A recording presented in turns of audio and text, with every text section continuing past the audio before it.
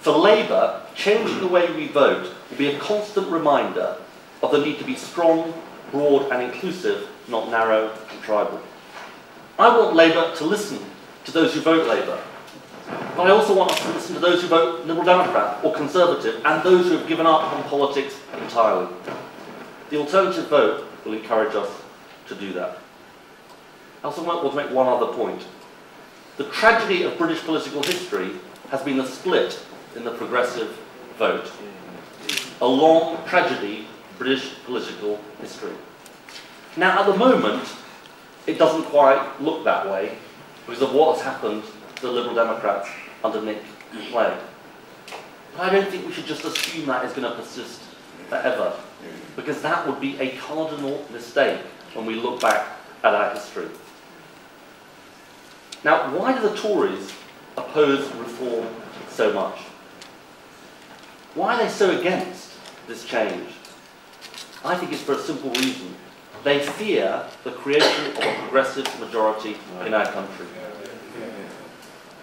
So the yes vote will make life harder for politicians.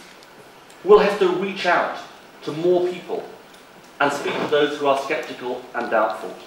The life of the political classes will be harder under AV, but that will be better for politics and better for the voters.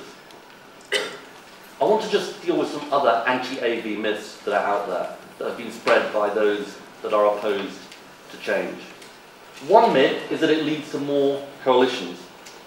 Now, no one wants a Labour majority government more than me, but there is no evidence that AV results in more coalitions. If you look at what's happened in Australia, it's actually led to fewer hung parliaments than we've had in the UK. Another argument is that AV is just too complicated for people. I mean, frankly, this is an incredibly patronising argument. Putting 1, 2, 3 in boxes in order of preference is just not that complicated. And finally, let me take on, in a way, the most pernicious fear of all for this audience and this launch of the Labour AV campaign. That a yes vote in the referendum will be seen as a vindication of Nick Clegg. Now, I don't think any electoral system is going to save Nick Clegg.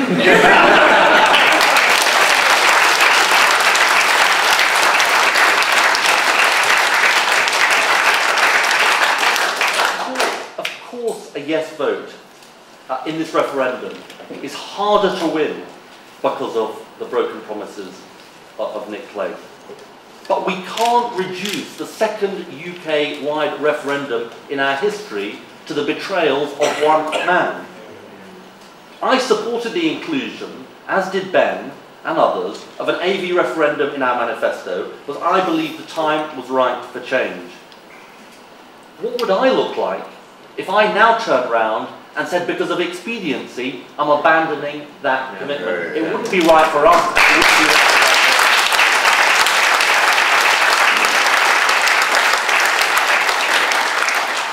So far, much of the referendum campaign has been conducted as a debate about whether David Cameron will be hurt by a yes vote or Nick Clegg will be hurt by a no vote. It's got to be about something more. I say to Labour voters, I say to people across the country who are concerned about this Conservative-led government, give your verdict on David Cameron and Nick Clegg by voting Labour at the local elections, the Welsh elections and the Scottish elections. Tell your friends, campaign with your local party and let everyone know how you feel about the government's broken promises. But let's seize this chance, let's seize this referendum to change our politics for the better.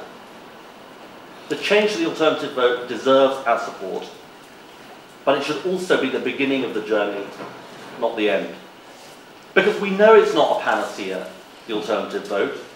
We know it's a change for the better. But the journey of reform doesn't stop there. We need a reformed democratic House of Lords as well. And in fact, Labour and the Liberal Democrats called for a fully elected second chamber in our manifesto. The next promise Nick Clegg's got to keep, not break, is to that fully elected House of Lords.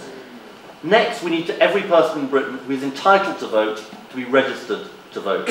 Because if we care about voices and votes being heard in our country, we can't have a situation where millions of people are disenfranchised from the electoral system. Friends, our long journey to a better politics didn't stop with secret ballots. It didn't stop with universal suffrage, and it didn't stop with devolution. On May the 5th, we can take another step on this journey to a fairer politics. I urge people to say yes to change, yes to a challenge to the status quo, yes to a system where more voices are heard and more votes are counted. Let's say yes to AV on May the 5th. Thank you very much.